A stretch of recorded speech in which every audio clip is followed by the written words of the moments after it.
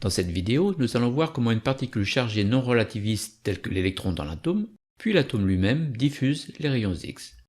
Cette diffusion est appelée diffusion de Thomson, car c'est Thomson qui a donné une base théorique à cette diffusion en 1907.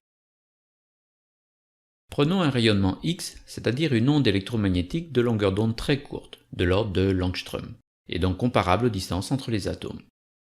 Rappelons qu'une onde électromagnétique comprend à la fois un champ électrique et un champ magnétique, perpendiculaires l'un par rapport à l'autre et chacun orthogonal à la direction de propagation de l'onde. Comme l'interaction du champ magnétique avec une particule chargée non relativiste est totalement négligeable, considérons uniquement l'effet du champ électrique. Ce champ électrique, noté E, oscille perpendiculairement à la direction de propagation de l'onde, à la fréquence nue de l'onde. Plaçons sur le chemin de l'onde un électron, ici symbolisé par une sphère violette. Le champ électrique exerce sur l'électron une force égale au produit de la charge de l'électron par le champ. Soumis à cette force, l'électron oscille à la même fréquence que le champ électrique.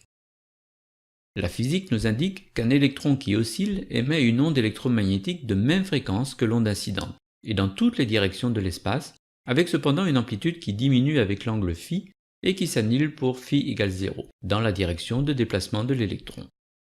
C'est la diffusion de Thomson. On montre que l'intensité diffusée est inversement proportionnelle au carré de la masse de la particule qui diffuse. Plaçons maintenant sur le chemin de l'onde un atome, avec son noyau et quelques électrons.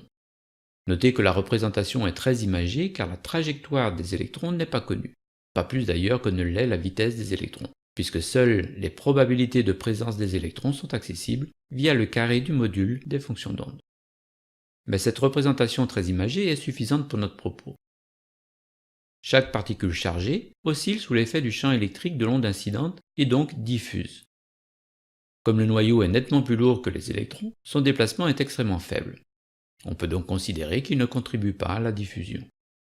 Ceci est en lien direct avec le fait que l'intensité diffusée par chaque particule chargée est inversement proportionnelle au carré de sa masse. Elle est quasi nulle pour le noyau qui est très lourd, évidemment en comparaison des électrons. Donc, avec une très bonne approximation, on peut dire que seuls les électrons de l'atome diffusent le rayonnement X incident. Les ondes diffusées par les électrons interfèrent pour donner l'onde diffusée par l'atome, qui est ici représentée en bleu. On montre que l'amplitude, et donc l'intensité, de l'onde diffusée par un atome est maximale lorsque θ est égal à 0, et fonction du nombre d'électrons de l'atome. Elle décroît lorsque θ augmente.